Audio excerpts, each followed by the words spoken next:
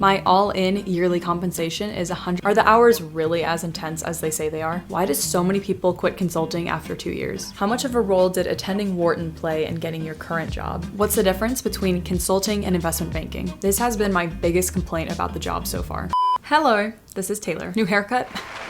Yes, stop.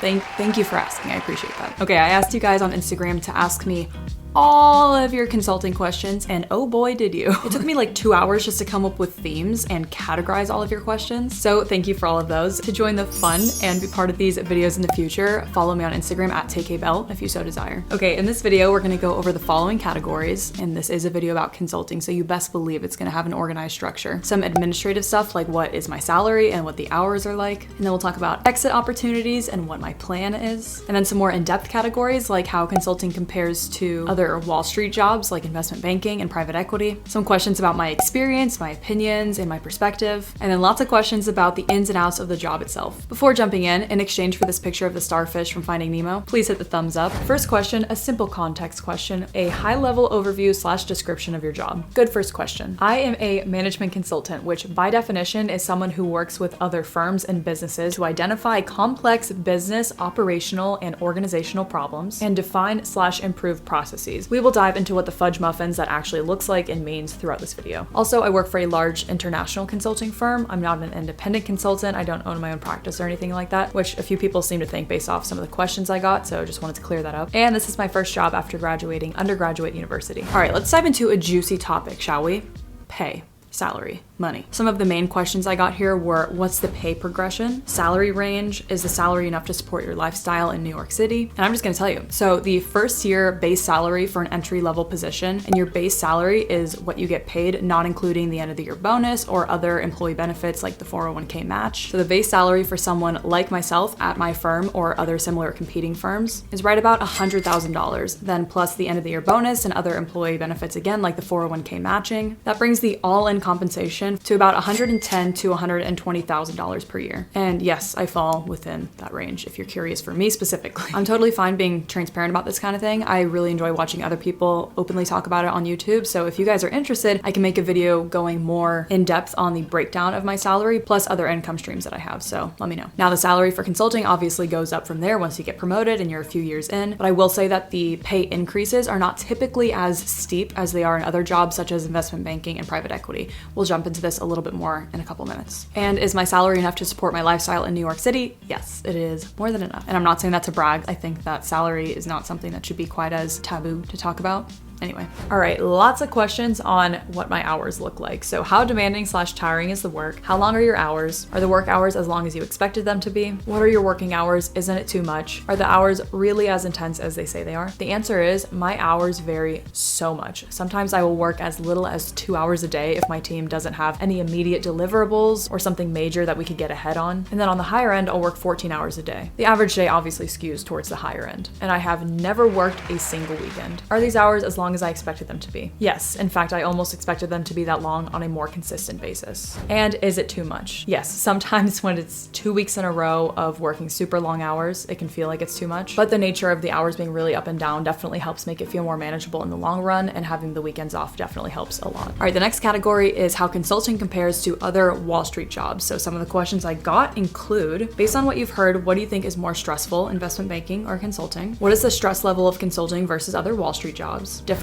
between consulting and finance, and investment banking versus consulting. So I did a lot of research, and I also texted lots of my friends who are in investment banking and private equity to get the inside scoop. My good friend who is an entry-level investment banker said that he works on the low end 60 hours per week, and on the high end it can get to over 100 hours per week, with the average being about 80 hours per week. Other friends of mine in investment banking said that these estimates were pretty much the same for them as well. Additionally, people in investment banking will work most Sundays, although not every single Sunday, and some Saturdays, although some firms do have a protected Saturday policy. So solely from an hours perspective, finance jobs like investment banking have notoriously tougher hours than consulting, plus typically work on the weekends. Also, the work itself is totally different, which I didn't go over in this video, but I can in a future one if you guys would like that. Thumbs up for my Cracker Barrel shirt. That being said, of course, there are pros for investment banking as well. It definitely leads to great exit opportunities, both within finance and the broader professional sphere. And if the day-to-day of investment banking suits you better than, let's say, consulting, because we're doing this as a comparison, then that's great, because investment banking is also obviously a very lucrative job. Also, like I said earlier, generally speaking, the upside salary progression for investment banking will be greater than for consulting. And a word on jobs in private equity, the hours are typically long as well, similar to IB. But the payment progression is usually even steeper than investment banking, because eventually people that work in PE will get a share of the profits of the companies that they invest in, whereas people in consulting and investment banking get compensated on fixed fees. So the upside salary potential in private equity is even greater if the companies that they invest in perform well. I can dive deeper into these differences in another video if you guys would be interested, but in this video I'm just trying to give you the high-level overview. So these questions about stress levels of consulting versus investment banking and other finance jobs, just the sheer difference in hours would make investment banking more stressful to me than consulting. But of course that is not the case for everyone, and it will differ depending on your tendencies and the kind of work that you enjoy. Thumbs up if you found this helpful so far. All right, now some questions relating to my experience, my perspectives, and opinions. The first batch of questions is about exit opportunities. So do you already have an exit plan in place? What is your exit strategy or your plan after consulting? What are some of the more interesting exit opportunities, and why do so many people quit consulting? So I do not have an exit plan in place. I'm not even a full year into the job yet, and even though some people do leave after that short amount of time, that's not my plan at this point. My long-term plan after consulting is hopefully to start some business of my own. I think that that is the path for me personally to feel as much purpose as possible. What are some of the more interesting exit opportunities? Some typical interesting ones, I know a lot of people go on to work for startups or NGOs, independent consulting work, or they may end up working for a client that they consulted for, or they can recruit for jobs in a specific industry that they consulted in. And why do so many people quit consulting? That's a great question. The average consultant leaves the job after only 2 to 3 years, which I know seems really strange and abnormal, but in reality, a consultant can usually be offered a higher paying job after only 2 to 3 years of experience. This is because consultants purportedly gain a lot of marketable skills in that short amount of time that make them suitable for top executive jobs at other firms. In fact, one partner that I've worked with for about 4 months now often says that 1 year in consulting is worth 3 at any other job. Now, I don't want to sound like I'm drinking the consulting Kool-Aid too much, because I wouldn't necessarily say that I feel like I've learned things at such a noticeably faster pace than I would have anywhere else, but who knows. Besides this, there are some other more obvious reasons that consultants choose to leave the job after only a few years, including lifestyle change. Consulting is definitely a fast-paced job with long hours, and in the days before COVID, it also entailed 4 days a week of travel, which I can't even imagine as a post-COVID consultant, and that's not super sustainable to do for too many years, so a lot of consultants will leave just to slow things down a bit and get a change of pace. Okay, next section of questions is about my previous work experience and my education. Which internships have you done before? Do you need an internship at the same firm to go into consulting post-grad? How much of a role did attending Wharton play in getting your current job? Good question. Can you please share your academic journey till now? So these will go quick. First one, I actually did 2 internships in finance before my full-time job in consulting. One at an alternative investment management firm, and the other at a large private equity firm where I focused on real estate. This helps me answer the second question. Do you need an internship at the same firm to go into consulting post-grad? No, Exhibit A, you don't. Although I will say I definitely had marketable skills from my finance internships that helped me recruit for a consulting job. How much of a role did attending Wharton play in getting your current job? Honestly, I would say a huge role. I've talked about this in my previous Wharton videos, check them out if you want. Employers literally line up at business schools, especially top tier ones, because in some way that is a proxy for the rigor of the students that they're recruiting. That is to say, to get into those business schools in the first place, you had to have some combination stellar SAT or ACT scores, nearly perfect grades, strong extracurriculars, plus generally something that shows that you care about business. So in a lot of ways, it makes recruiters' lives easier to start at those schools because it's like a first filter. To be clear, I'm not saying that this is the way it necessarily should be, but it's the way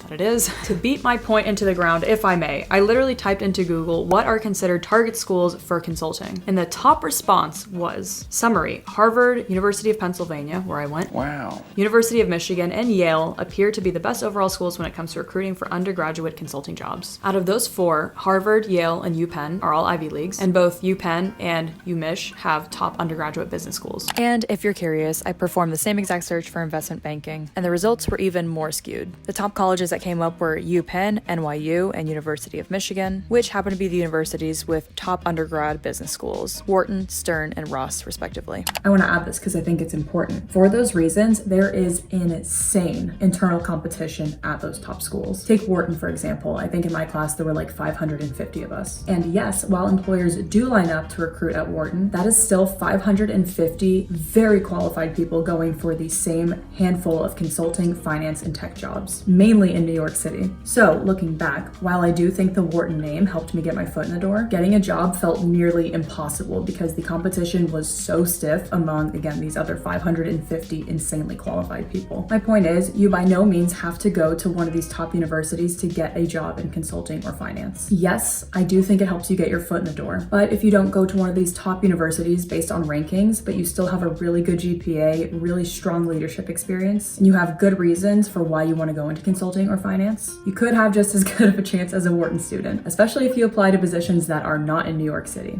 New York City is extra competitive. And can you please share your academic journey till now? Yes, I went to the same exact school from early kindergarten until 12th grade when I graduated high school, and then I attended Wharton undergraduate business school at the University of Pennsylvania for 4 years. And yes, I put this picture up pretty much every time I talk about it, but hey, you asked. Now some of my experience so far, and we could do these a little more rapid fire. Is there actually a cutthroat work culture? I have not experienced that whatsoever. Long hours, yes. Exhausting work, sometimes, yes. But cutthroat culture, not at all. How's the work-life balance? It varies. Pretty much a perfect correlation with how much my work hours vary. But even with long work hours, there have been very few times where I feel like I couldn't, at the very least, step away from my computer to cook myself a meal or take a little breather. And again, having my weekends free helps a lot. How would you describe your coworkers and managers? I've really loved just about all the people I've worked with that are on my same level, especially 2 of them I've become good friends with. Those people that are in my same position are typically really sweet and collaborative and extroverted, which most consultants are. Then when it comes to managers and people that are several positions higher than me, I've really liked them too generally, and I would describe them all as very hardworking, very on top of their shit, which makes sense because the 10% of people that actually stay in consulting and rise within the ranks, they're known as career consultants. They must really like the job and be very good at it because they're definitely in a minority of people who stay that long within consulting. Naturally, I haven't bonded as closely with my managers or people several positions higher than me because they're just older than me, they're in different stages of life, a lot of them are married or have kids, so just different priorities. I have received very helpful feedback from all of my managers though, which I really appreciate. Next is, are you collaborative, and what has been your favorite part of the job? For my last response, I am very collaborative, almost to a fault, where I really prefer to talk something through with someone, even if it's my own personal task. And my favorite part of the job has been making friends with other people that are like that. Being able to talk about the job and gossip with your coworkers is part of what makes many jobs bearable, and so that's definitely been my favorite part. Do you feel appreciated in the work you do, and do you get crapped on? First part of the question, do I feel appreciated? I would say neutral, leaning towards positive. There have definitely been moments where I felt really great appreciation and it was awesome, and then probably some moments where I felt like I wanted a little more recognition, but I think that's pretty normal. But no, I've never been fully crapped on or had any terrible moments that like kept me up at night like they show in the movies. Take your little bow tie, get your and get the out of my office, you understand? Get the out! Fuck you, bow tie. You fucking idiot. Next question, do you get a lot of flexibility to choose what projects you're on and the industries they're in? I have not really yet, unfortunately, which has probably been my #1 complaint about the job. Yes, I get to submit preferences for the projects that I would like to be on when I'm up for staffing, but I have never once been staffed on one that I preferenced, which sort of made sense when I was brand new. Like naturally they're gonna take consultants who had even 2 more extra months of experience than I did. But after 9 months at the job, which is where I'm at now, I would think that I would get a little more preference, but no luck yet.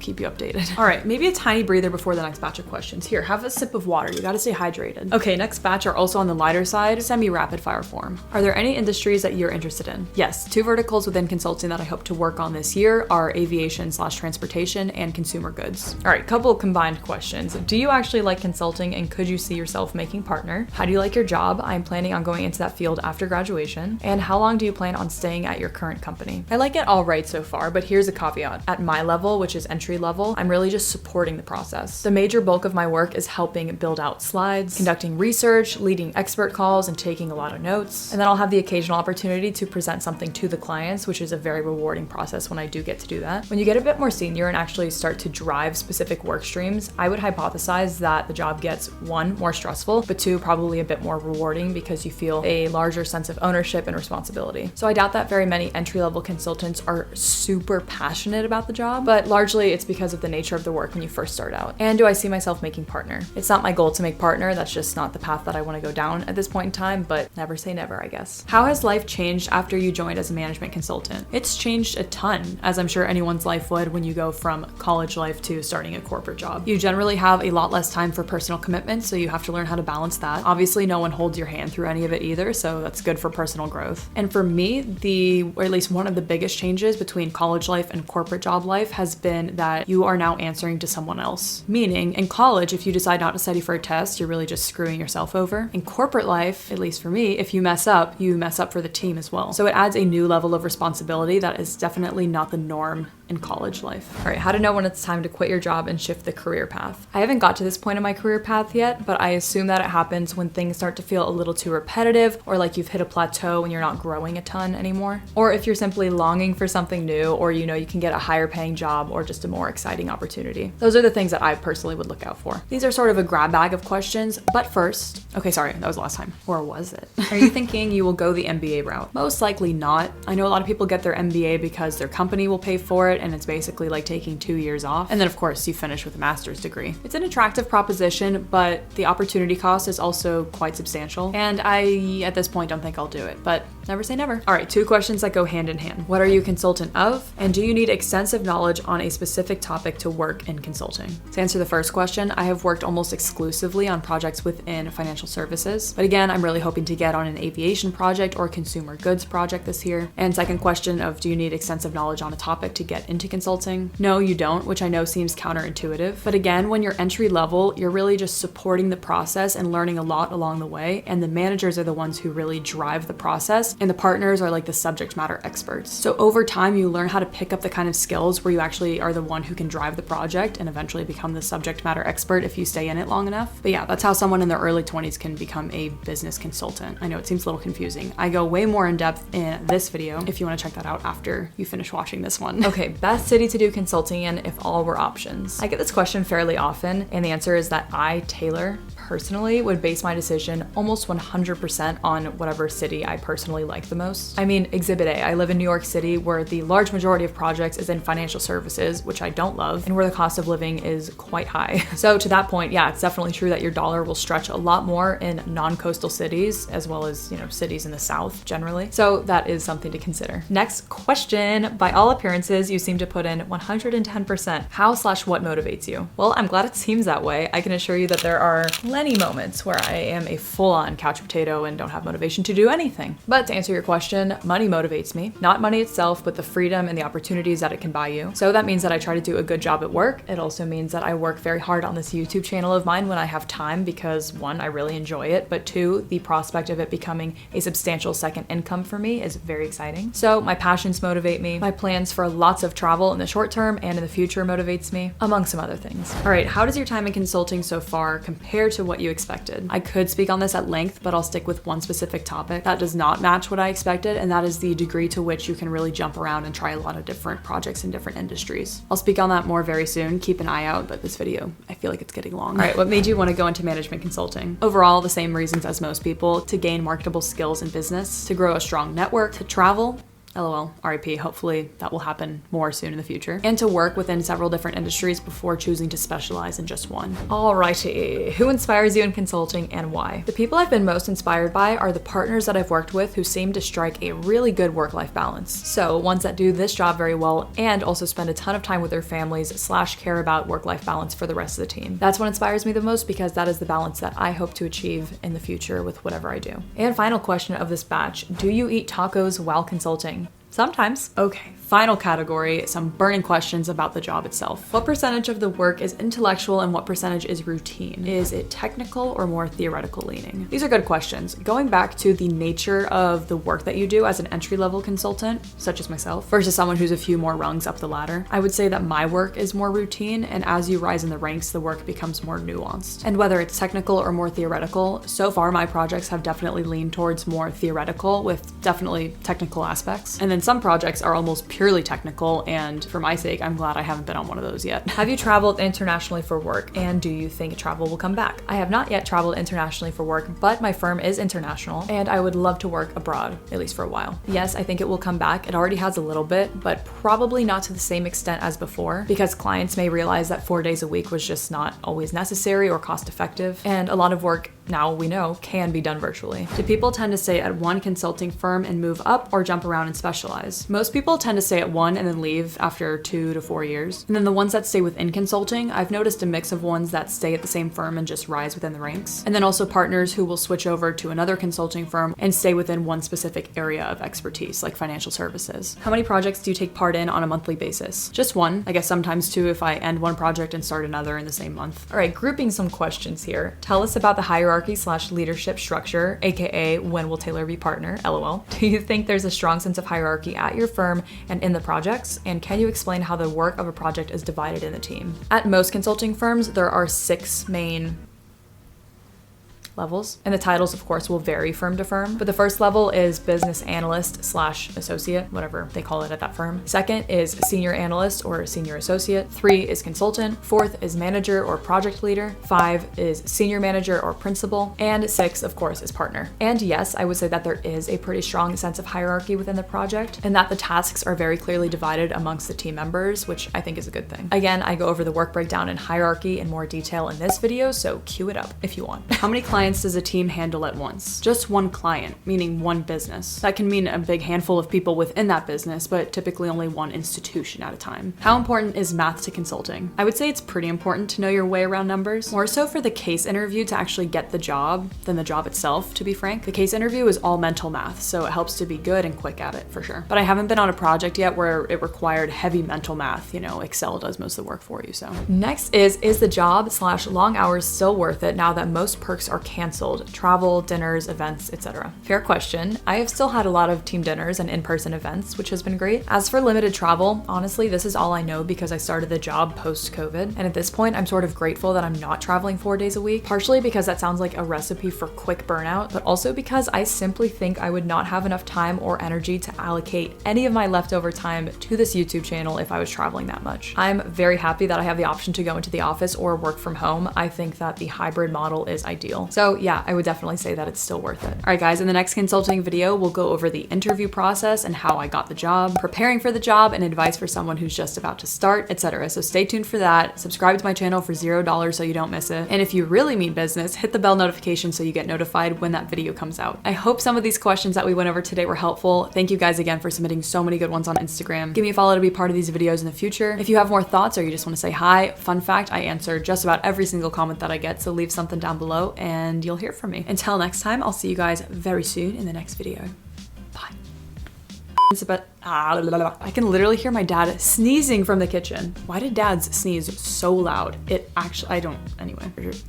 So blah, blah, blah, blah, blah. And I know it's getting dark. Sorry, good thing I have a little ring light. Little stretch break.